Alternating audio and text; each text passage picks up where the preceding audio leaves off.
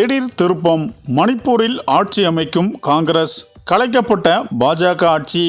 அதாவது மணிப்பூரில் கலவரம் தொடங்கி 1.5 ஆண்டுகளாக கடந்தும் கலவரத்தின் பதற்றமோ அல்லது மணிப்பூர் மக்கள் ஆட்கொண்டிருக்கும் வஞ்சிப்போ நீங்கப்படவில்லை.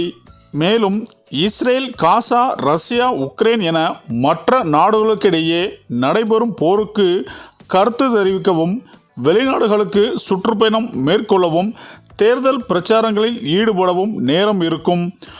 ஒன்றிய பாஜக அரசின் மோடி, அமித்ஷா போன்ற முன்னிலை நிர்வாகிகளும் மணிப்பூர் கலவரத்தை போக்கவும் மணிப்பூர் சென்று பார்வையிடவும் நேரமில்லாத சூழ்நிலையே நிலவுகிறது.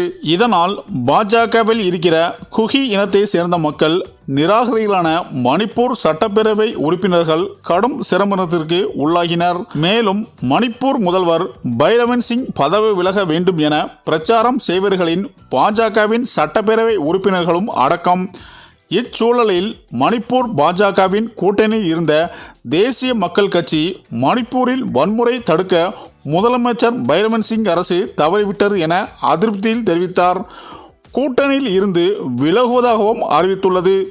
ஆகவே கூட்டணியில் 7 சட்டப்பேரவை உறுப்பினர்களை இழந்தது.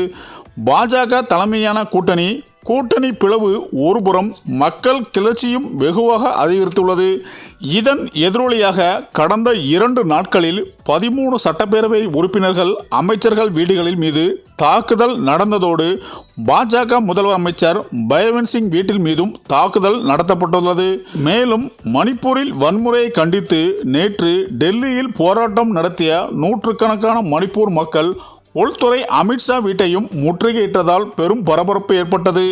இதையடுத்து அமித்ஷாவிடம் மனு கொடுக்க தங்களை அனுமதிக்க வேண்டும் என்று காவல்துறையுடன் வாக்குவாதம் செய்து முழக்கங்களை எழுப்பி போராட்டம் நடத்திய 200 பேரையும் கைது செய்தனர். இந்த நிலையில்தான் தற்போது மீண்டும் மணிப்பூரில் கலவரம் எழுந்துள்ளதால் மணிப்பூரில் பாஜக ஆட்சி கலைக்கப்படும் என்று நீதிமன்றம் அறிவிக்கப்பட உள்ளது.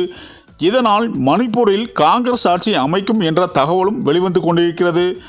இந்த தகவல் பிரதமர் மோடியை கடும் அதிர்ச்சியில் ஆழ்த்தியுள்ளது என அரசியல் வட்டாரங்கள் கூறி வருகின்றனர். சரி, இந்த வீடியோ பற்றிய உங்கள் கருத்துக்களை கமெண்ட்ல சொல்லுங்க. மேலும் வீடியோ பிடித்திருந்தால் லைக் பண்ணுங்க, ஷேர் பண்ணுங்க, மறக்காம நம்ம சேனலை சப்ஸ்கிரைப் பண்ணிக்கோங்க. நன்றி.